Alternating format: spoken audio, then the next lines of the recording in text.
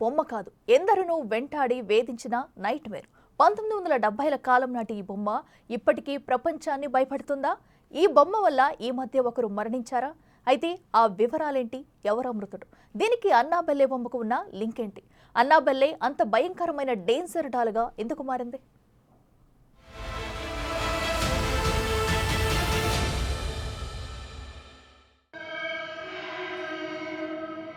Take me home.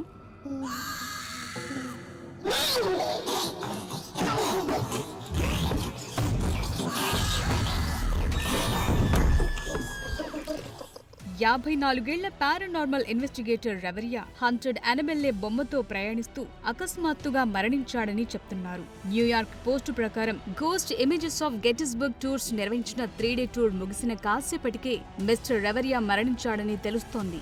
New England society for psychic research కూడా ఇతడి మరణాన్ని ధృవీకరించింది. వివిధ పత్రికల కథనాల ప్రకారం మిస్టర్ రెవరియా తన టూర్ ముగించిన తరువాత అనూహ్యంగా మరణించినట్టు గుర్తించారు. ఇందులోని మెయిన్ ఎలిమెంట్ ఏంటంటే హంటెడ్ డాల్ అనబెల్లే. ఈ బొమ్మే రెవరియాను రకరకాల హంటెడ్ ప్లేసుల్లో తిప్పిందని, అతడికి శ్వాస ఆడకపోవడంతో గెటిస్బర్గ్ లోని హోటల్ కి తరలించారని అంటారు. డాక్టర్లు ఘటనా స్థలానికి చేరుకునే సమయానికి రెవరియా మరణించారని చెప్తున్నారు.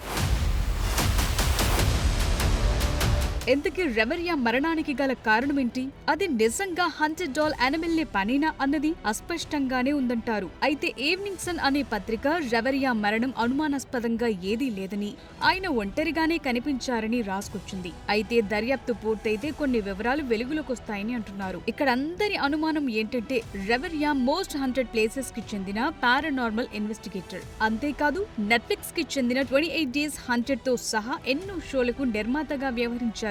తన పర్యటనలో భాగంగా ఆయన NESPR లోని సభ్యులతో కలిసి దెయ్యాల బొమ్మలతో US అంతటా తిరిగారు. ఇది ఆయనలో ప్రెషర్ పెంచి ఉంటుందని అంటున్నారు.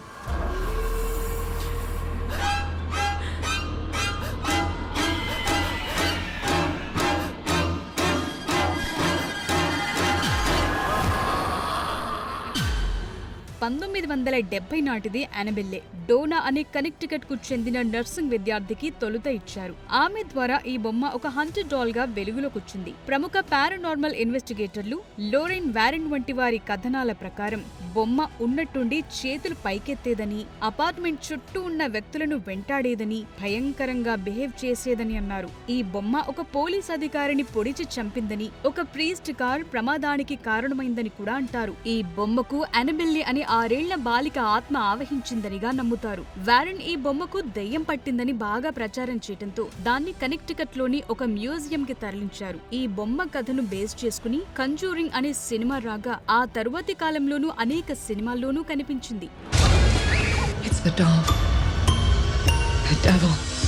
ఈ బొమ్మ కథను 1980లో జెరాల్డ్ బ్రిటిల్ రాసిన ది డెమనాలజిస్ట్ అనే పుస్తకంలో ప్రస్తావించారు. ఇదంతా ఒక ఒప్పందం ప్రకారం జరిగినట్టుగా చెప్తారు. ఈ బొమ్మను ఒక బ్రాండింగ్ గా మార్చే యత్నం కూడా చేశారు. 2009లో ఈ దెయ్యం బొమ్మ గురించి ప్రచారం చేసే వారెన్ తో కలిసి ఒప్పందాలు కూడా చేసుకున్నారు. 2014లో Warner Brothers New Line cinema Annabelle కథ హక్కులు మావేనని కూడా చెప్పుకొచ్చింది. ఈ స్టోరీ రైట్స్ తాము వారెన్ గ్రేమిల్కన్ మీడియా ద్వారా పొందామని అంటోంది నిర్మాణ సంస్థ.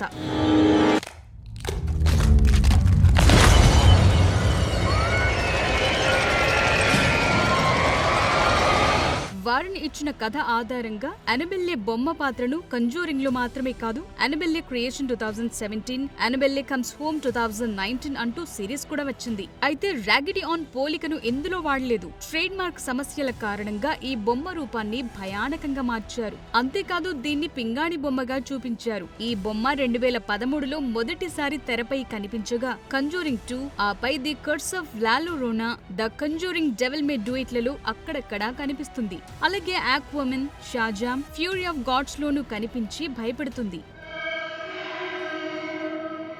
Take me home.